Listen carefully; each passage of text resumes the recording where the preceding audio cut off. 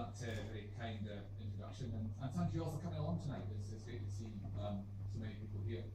As Angus said, one of the many great things about the campaign for Scottish independence is the way it's bringing people into this kind of engagement, this kind of meeting, into political activity who've never been involved in anything like this before. I spent much of my time, as you might imagine, going around the country and speaking at different meetings in different locations. And it is absolutely fascinating how many people are getting involved in this campaign who've never been involved in any form of political campaigning before. And I think it's a real strength of the Yes campaign that we have that broad appeal. I've taken part in a lot of events where there've been debates with people from the No campaign, from Better Together, in public meetings, in halls, and in broadcast events. And here we are now. I mean, I've been doing this since July of last year, so a year and 3 months or something. I have only ever come up against full-time politicians from the other side. I've never come up against anyone from any other kind of background. They're all payroll politicians, full-time politicians from the 3 anti-independence parties. And it is a definite distinction between the 2 campaigns. It's a different nature of the 2 campaigns.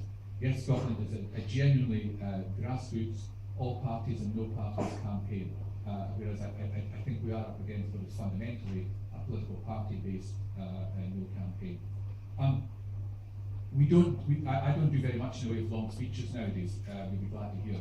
I think we're at a stage in this campaign now where what we are doing is having conversations with people, just engaging people and getting questions and talking about things that people want to talk about.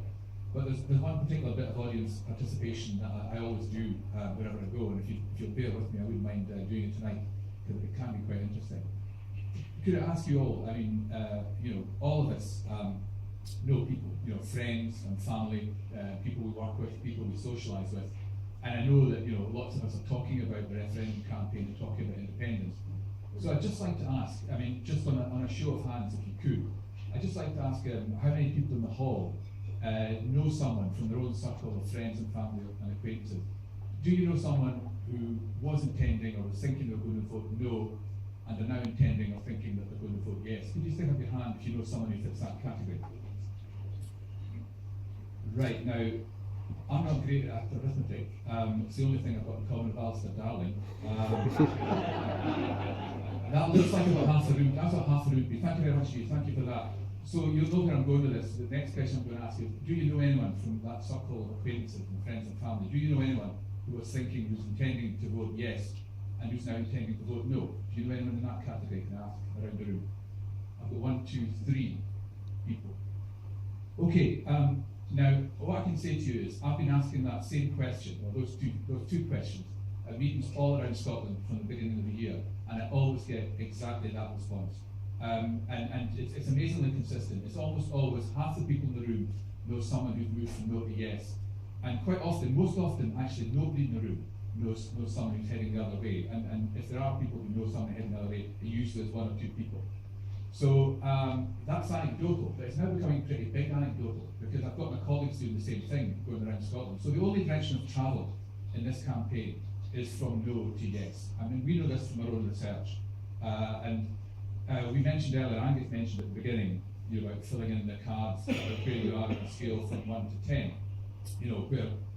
Where 1, in terms of independence, where 1 is over my dead body, and 10 is I wish we'd been independent yesterday. Now you don't get, not many people go straight from 1 to 10.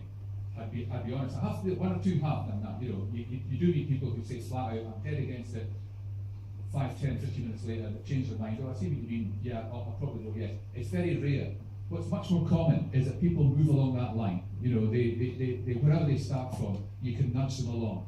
So if they start as a 2 or a 3, you can get them to 4 or 5, and then when you talk to them 3 months later, or whatever, they're 7 or 8. And that's the process people are going through. They're going through a process where, as they find out about it, as they think about it, they move towards yes. But towards yes is the only direction of travel in this campaign.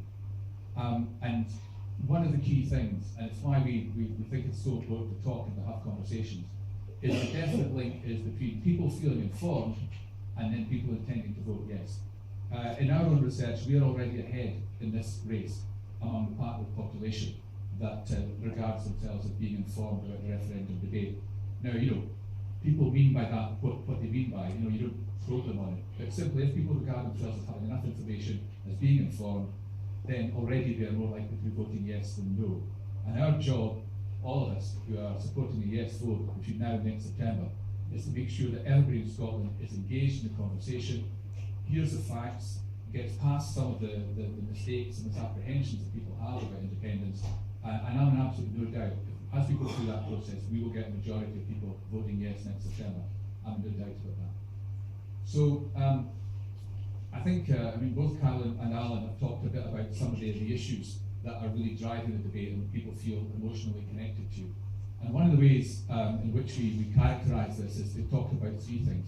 It's to talk about prosperity and democracy and fairness. There's been a lot of talk in this campaign, and there will be all the way through, about the economy, about the economic case for independence. And sometimes people who are just very passionate about the whole idea of Scottish independence and self-determination, and it's a very strong issue for them, feel too much time is spent on the economy. It ought to be more about an issue of emotional attachment, emotional engagement. But the truth of this is, for a large part of the people who are undecided, who are not sure about how they're going to vote, if you can get them to the point where they understand how resilient and how strong the Scottish economy is, and that independence is absolutely possible, and that Scotland as an independent country would be better off, if you can get people to that position, then all the other arguments kick in. They get all the rest of the arguments straight away.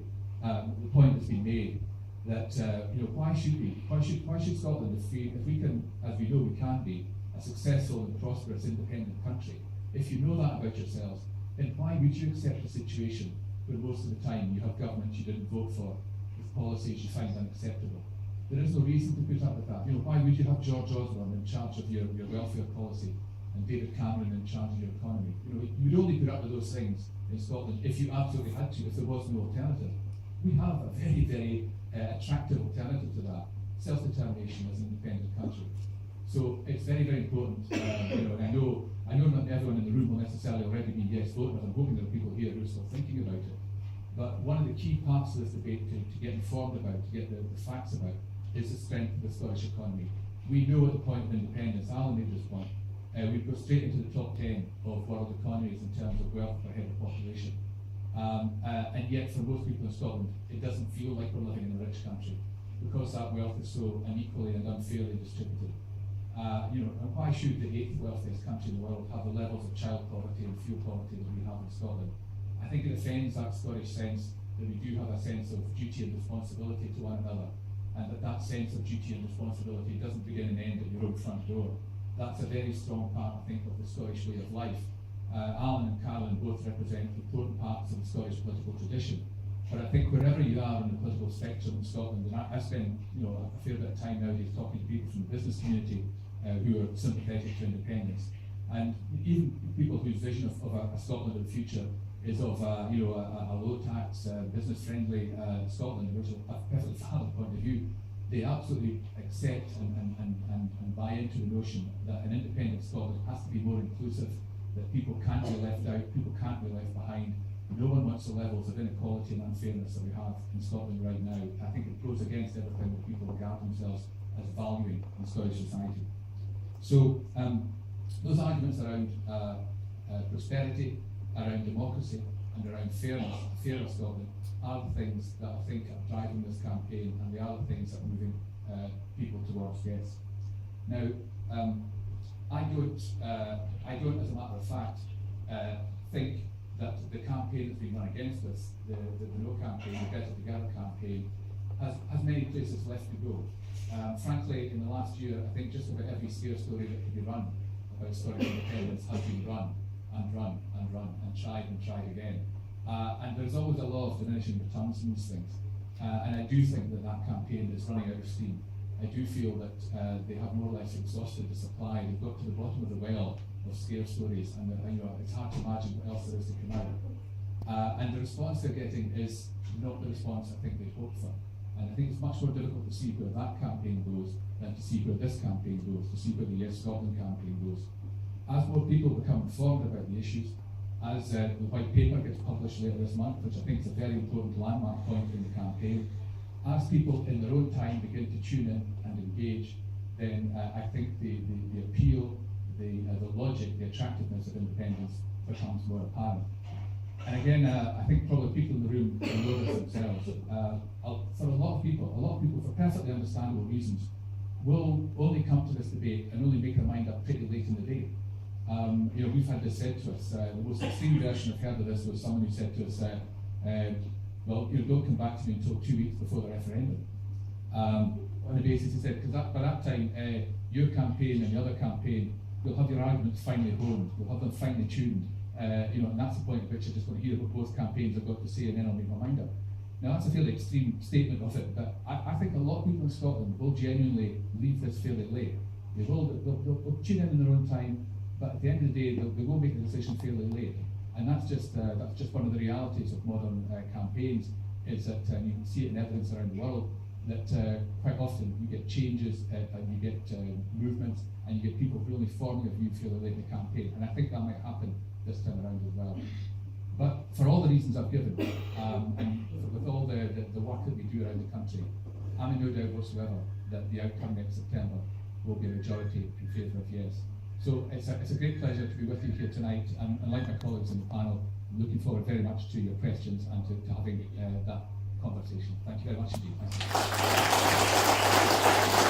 you.